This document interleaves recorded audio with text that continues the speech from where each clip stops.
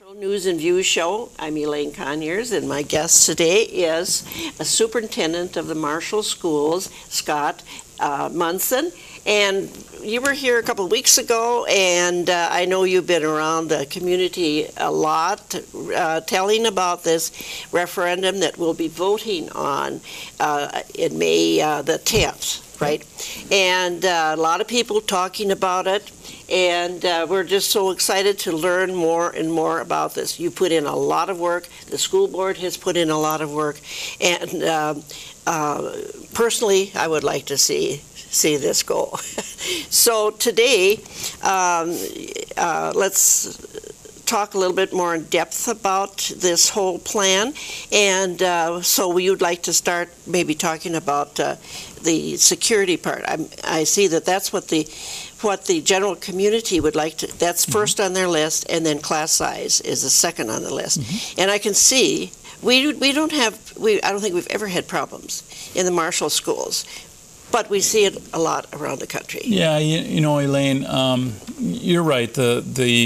We do see challenges around the country and even in Minnesota with security and safety of students and staff. And I think we're inclined probably to believe, well, it won't happen to us, or you know, that can't happen here or whatever. And that's just a really big gamble to take. And you know, what we've shared is that when we went out through our facility study committee process and asked our parents, our staff, our community members, and even our students, what are the highest priority things that you want us to include as we continue to look at the future of the facilities in the district? Like you said, number one was clearly safety and security, and number two was class sizes. And then we go right down the list with hands-on learning and you know, the financial aspect of things and early childhood and whatnot. But safety and security and class size were 1 and 2, and we've incorporated those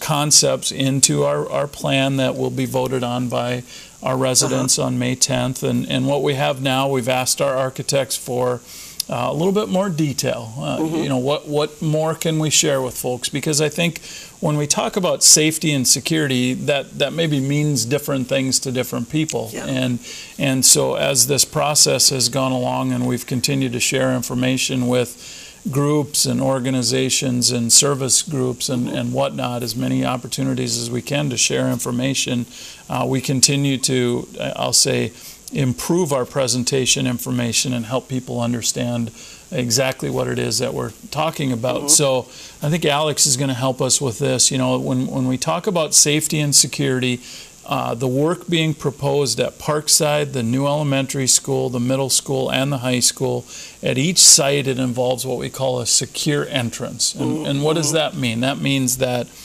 doors are open until kids are, you know, the bell rings and class is ready to start.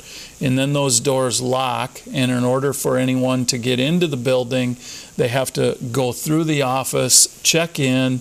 A lot of times we'll give them a visitor pass, and then they'll check out on their way out of the office. And what that does is it allows us to make sure that we know who is in the building at any given point in time. So this is an example of the concept of what safety and security means, basically with the doors being closed here coming into the school in the vestibule.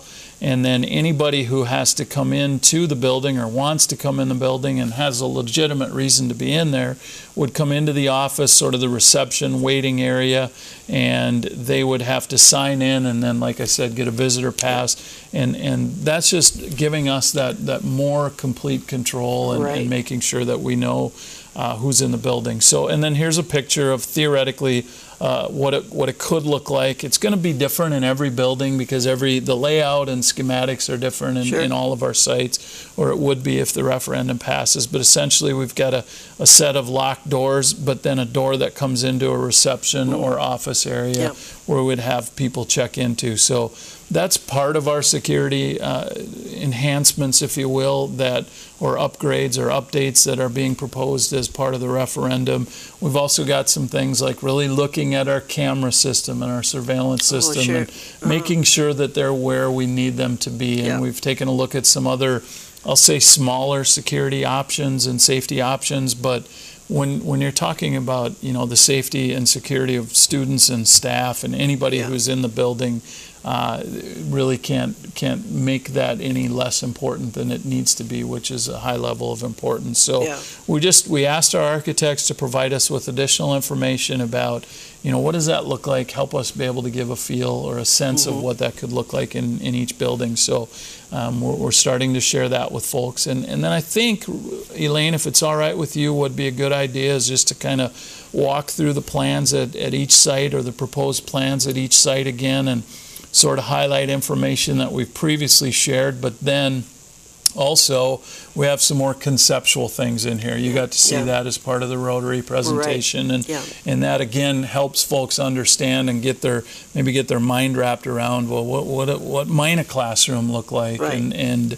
different things like that. So here's the plan at Parkside, like we've talked about, to add on space for early childhood programming, bring all of that early childhood and preschool under one roof, so to speak, in one location. Make sure we have enough room to grow and accommodate the families that we do, and do some renovating and remodeling to existing areas at Parkside. And then anytime you see that red area towards the entrance, that means that's that secure and controlled front entrance. And then conceptually, here's a few things at Parkside. We are planning or proposing to do some work to the restrooms at Parkside. They're not very compliant right now in terms of Americans with disabilities and our youngest learners who might be in a wheelchair, things like that. So, conceptually, here's what a restroom would look like. You see a lot more room for students with wheelchairs to get in and out of stalls and use sinks, and lowering the sinks down or basins a little bit so that those kids, if they did have some sort of handicap, they'd have better or improved accessibility to those areas. Here's an example on the right of what the controlled entrance area might look like, sort of the waiting area, and then a desk where we'd have a check-in sheet and visitor passes and things like that. And then, just I won't say typical early childhood kindergarten classroom, but what a early childhood kindergarten classroom might look like in terms of space. We kind of shoot for that 12 to 1,300 square feet, and you can see some open space and some carpeted areas and some centers. That's how those kids learn, through different centers and things like that. So again, those are concepts of what we envision the work could look like at Parkside if the referendum were to pass. Again, here's the new elementary school that's being proposed on the middle school campus or site, if you will. We thought that doing that and putting that building on land that the district already owns, instead of going out and trying to find a location to build a new elementary school, and obviously land costs money, and so being fiscally responsible, taking what we already have and really trying to be as efficient with the space that's available to us and keep that cost down as much as possible. And then one of the conversations, and we shared this I think last time, that we have had is, how can we maximize space instead of having a separate gymnasium and a separate cafeteria and a separate auditorium? How can we combine that space? So conceptually, down in the lower left-hand corner here, you can see the concept of sort of a cafeteria, a caffeinasium, and a gymatorium, sort of combining all three of them, where we could potentially have a stage, a cafeteria, and a gymnasium that would have curtains between them that we could lift up and really create a larger space to accommodate a variety of activities. A lot of folks have asked about the gym space that's being proposed at the new elementary school, and what you see is slightly smaller than, I'll say, regulation gym floors in the upper right-hand corner here, but two, I'll say, small full-size basketball courts running crossways with the one main basketball, volleyball floor in the middle, and then another concept of how we might be able to make use of the space that's available for us by, again, adding on some storage at the end, and also perhaps including like an auditorium type thing. So conceptually, just getting that picture out so people can, when we say caffeinasium, what might that look like? Or gymatorium. I don't even know if those are words per se, but I think they illustrate what we're trying to do. And it's so good that the community can see what is being planned and appreciate the thought process that's gone into this to make it best for everybody, including the taxpayers. I think it really has been a deliberate process, and if we were to go back and talk about the community's priorities again, you know, we really listened to that and tried to figure out ways that we could incorporate all of those priorities into a plan. We feel like we've done that, and one of those priorities was, you know, be as fiscally responsible as you can, and that's the caffeinasium and the gymatorium concept. So here's a couple more concept examples of what the elementary school might look like. This is actually an elementary school in Minnesota that some of our staff members have visited. It was designed by our architects that we're working with, ATS&R, and it was nice for me to see this because now all of a sudden I go, oh, okay, I can see the two-story, I can see sort of the roof lines, the natural light, you know, the different color schemes, different things like that. It helped me start to get a sense of, instead of looking at this blueprint essentially, now there's actually more details to it. And again, it's just a concept, but I think it's helpful in understanding what the elementary school might look like. And then we've also got a concept of a typical classroom and tables and sort of the space that students need, and then still sort of an overview of potentially what the design for the elementary school might look like, and then some of the spaces. Again, you see a lot of open light. Natural light is a big thing. Obviously, it heats in the wintertime, and it's not that difficult to keep cool, and we need to keep it cool. Again, it starts to give a sense of what might be possible.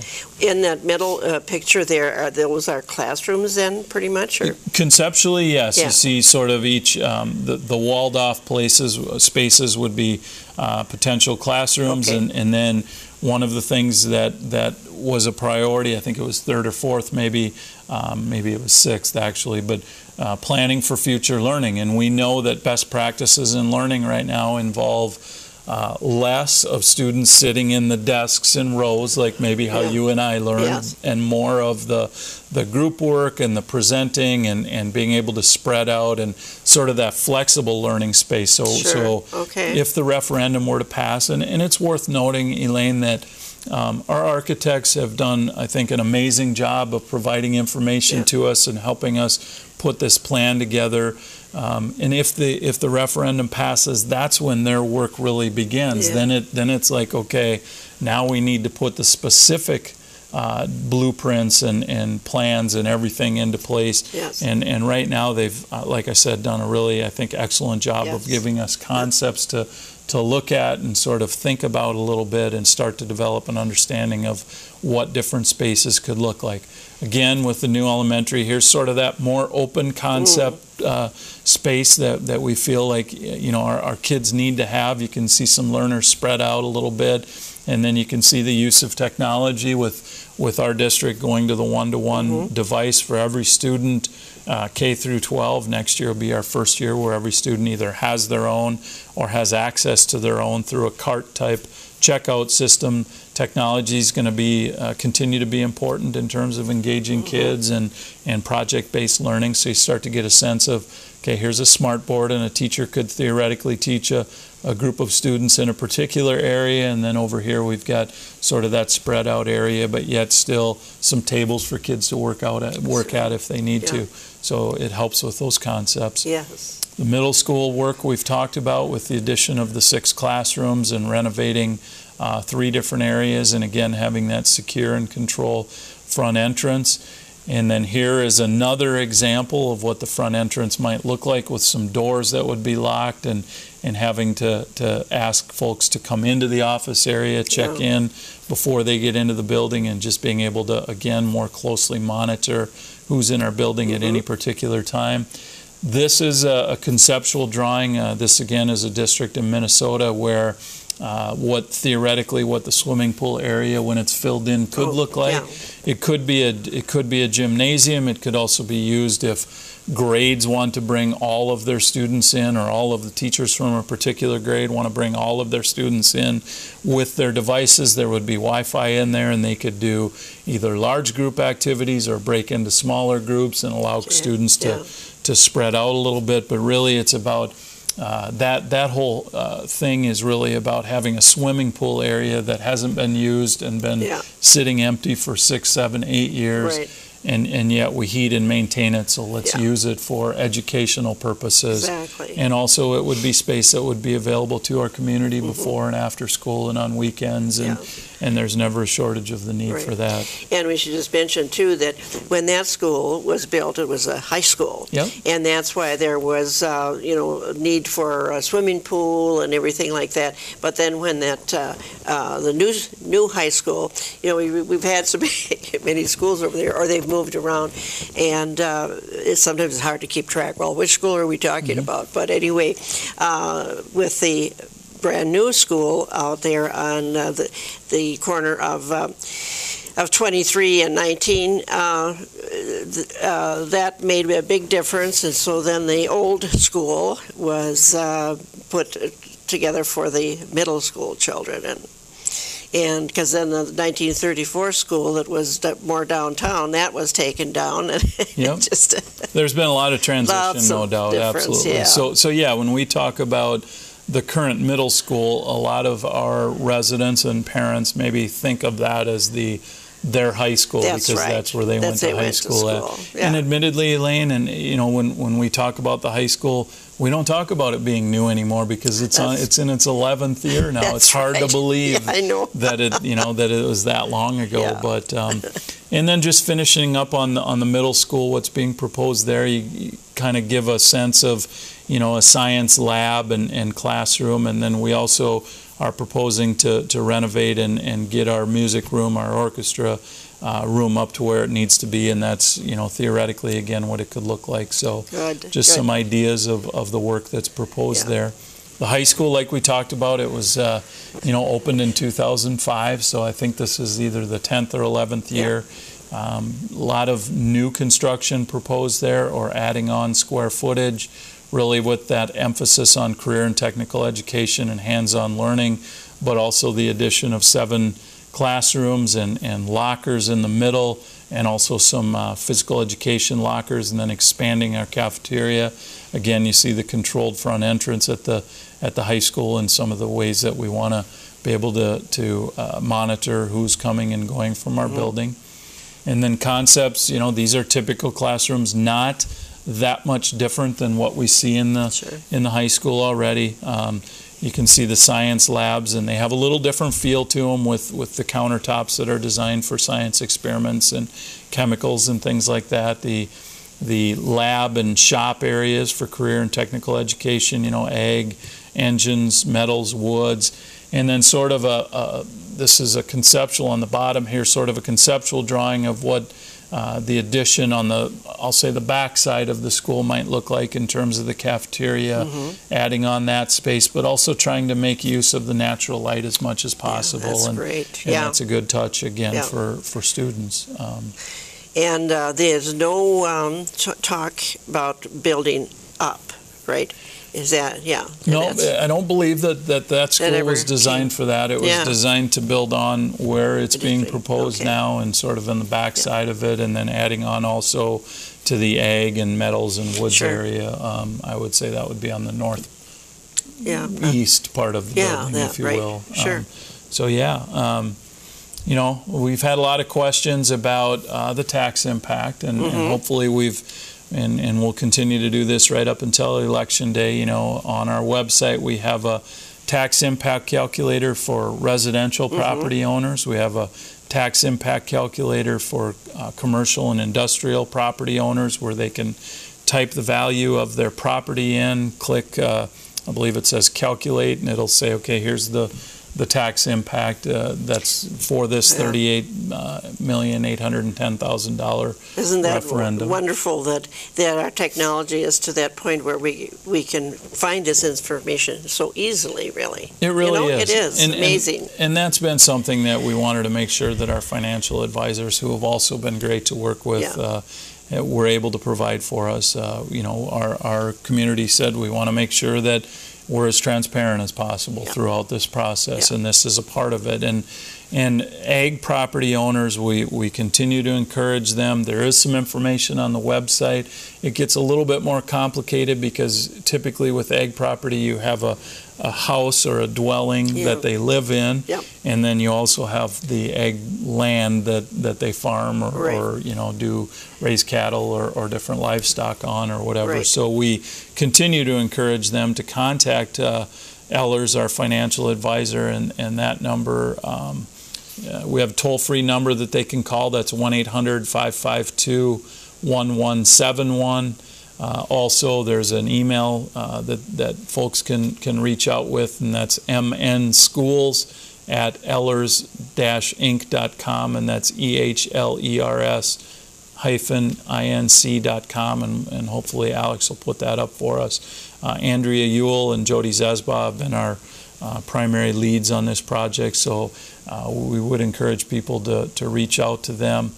And then one of the things that we've been trying to share with folks, especially our ag property owners, is that there has been a lot of discussion in St. Paul with the legislature about ag property tax relief. And I think in rural Minnesota we see the need for that, maybe more so than some of the metro districts or the larger districts do, because they don't have that ag property, that large base of ag property owners who do pay taxes. So there's some information in here. One of the things that a professional organization that we belong to as a school district, they're called the Minnesota Rural Education Association, and they've been lobbying a lot on rural districts' behalf for House File 2122 and the companion file on the Senate side, which is 1995, and it's called the Ag to School Credit.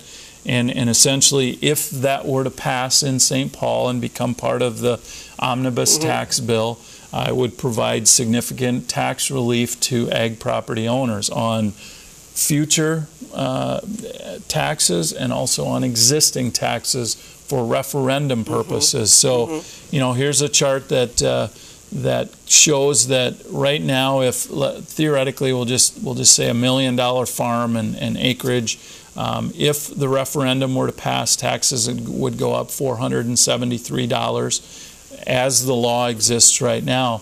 On the far right-hand side, that's the Ag to School proposal that MREA and others are lobbying on our behalf for. And you can see that credit, if you will, would reduce that tax impact by $163 or almost cut it down by, I think that's about a third or so. So we've had discussions with our legislators. We continue to closely monitor the information we get from the Minnesota Rural Education Association.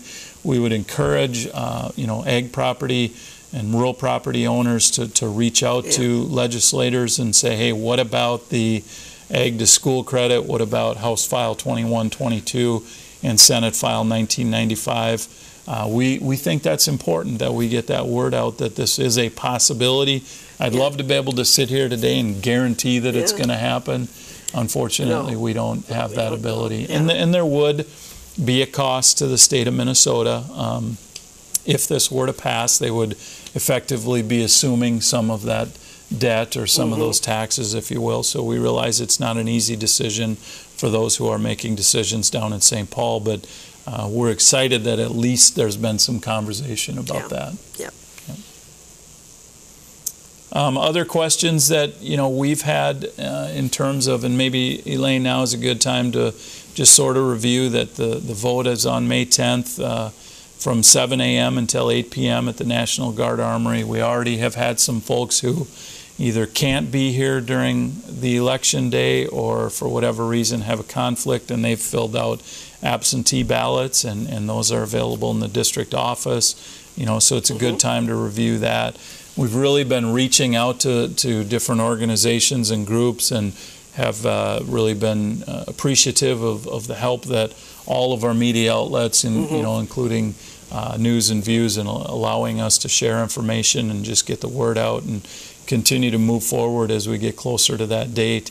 The question keeps coming up, what if the referendum doesn't pass? And And even again last week, somebody said, well, I heard that you're going to do it anyways. And, so we just need to continue to reiterate to folks that we don't have $38,810,000 to do these projects. And if the referendum weren't to pass, our immediate short fixes, I think, would be to, as enrollment continues to go up, would be to put 1, 2, 3, 4 more students in each section.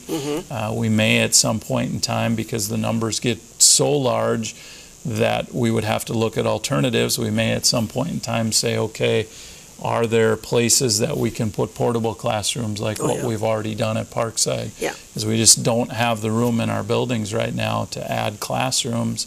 And then, again, we haven't had a lot of conversation about this, but I think as enrollment continues to increase, the need for more space isn't going to go away. So coming back at some point in time and saying we'll have to regroup and come back with another referendum a year from now or 6 months from now or whatever, and between now and then that would delay the construction. Obviously, interest rates may go up during that time. Construction costs may go up during that time. So now is kind of a good time to be going out and doing this if we're going to do it, knowing that it's likely we're going to have to do it at some point in time in the future.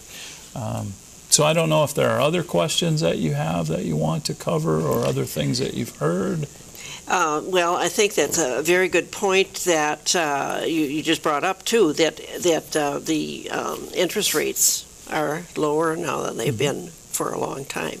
So this is kind of a good time to be thinking about the money situation. Absolutely. We would hope that if the referendum passes, we would hope that in May or June, early June, we would be able to sell the bonds for somewhere between 2 and 3% interest. Interest rates for those types of bonds, general obligation bonds is what these are called, have been low for a couple of years now. But I need to give kudos to our school board and to Bruce Lamprecht and our district office staff. I think it was 3 years ago. They had the opportunity and took advantage of that to refinance debt on the high school and some of the other things in the district that might have been at, I don't know the exact numbers, but might have been at 4 or 5% interest, and refinance those at lower interest rates, which then save all of our taxpayers money in the future. Those have already been reflective in the tax statements or whatnot. And we would hope that at some point in time, it'd be great if sometime down the road we're able to refinance these bonds if the referendum passes at even a lower interest rate. But having watched that market for the last 12 years and knowing that it's really at a valley right now in terms of the interest rates that districts and other government entities are able to borrow money at, I don't know if that will be a possibility or not. But I think our district has been very fiscally responsible in terms of refinancing those bonds and making good decisions that are going to benefit kids and really extend the life of our facilities and keeping the costs as low as possible already. And I think that's reflected in this plan. It's a lot of money. We've talked about that, Elaine. Anytime you go out and ask for building bond referendums, you're talking about millions of dollars. But I think when you start looking at combining spaces, like we've talked about the caffeinasium and the gymatorium and the new proposed elementary school, when you talk about utilizing existing land at the middle school campus, if you will, and saving money theoretically from not having to buy another piece of property somewhere, refinancing that previous debt. I think our district does a nice job of that, and I'm blessed to be able to be a part of that. That's wonderful. And also, you've mentioned before, also that the cost, this 38 million or a little over 38 million, is the lowest option. When instead of taking the highest, the school board decided to. We look at the lowest. When we looked at all of the options and sort of pared them down to the ones that met the criteria that our community established, the safety and security, class sizes, hands-on learning, expansion and accommodating early childhood, future learning, repurpose the swimming pool, repurpose West Side, all 10 of those. When we got it down to the final 5 options, this plan that voters are being asked to vote on May 10th is the least expensive of those 5. I think it ranged anywhere from the $38.8 million all the way up to $46.5, or right in that $46 million ballpark. And all of those options would have worked to accommodate what we wanted in the future for the growth for the next 8 to 10 years.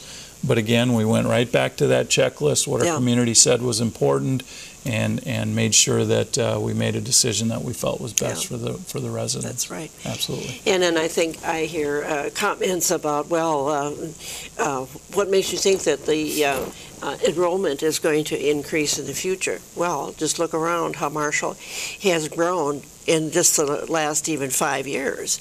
And so in our the economic development that is taking place for our community and our surrounding community just keeps growing. So yes, there's more jobs and people are coming here for those jobs, and they're for the most part living here, and so they bring their kids with them. Absolutely. And so we need to have that service for the kids. There's no doubt that we've seen growth taking place in the Marshall community. We certainly there are unfortunate situations where a business closes or a business reduces their staff or whatever, but there are also new businesses popping up. It seems like almost weekly, and in a lot of cases, jobs are being created. Significant number of jobs are being created at existing businesses, and they are expanding and growing, and those do bring families to the community. And when you talk about enrollment, our enrollment has grown every year since 2009, 2010. Our elementary grades are larger than our middle school grades. That's an indication of that, that growing enrollment. Incoming kindergarten numbers have been higher than they were in the past since 2009, 2010. And really the migration of students, and what we mean by that is how many students migrate from first to second grade and third to fourth and fifth to sixth and eighth to ninth and so on and so forth. Those are at all-time highs as well. So there is a lot of support for the growing enrollment. Enrollment projections are part science, part art, but we've really based them, I think, on solid information and data, and we think we've even taken a conservative approach in that we may see greater growth than what we projected. But, almost a 400 student growth since 2009, and projections for 300 to 400 more students between now and 2023, 2024. A lot of things can happen, but that's what we feel is going to happen. Well, thank you again for all of your planning and work on this project, and our viewers, we hope that you'll go out and vote on May the 10th.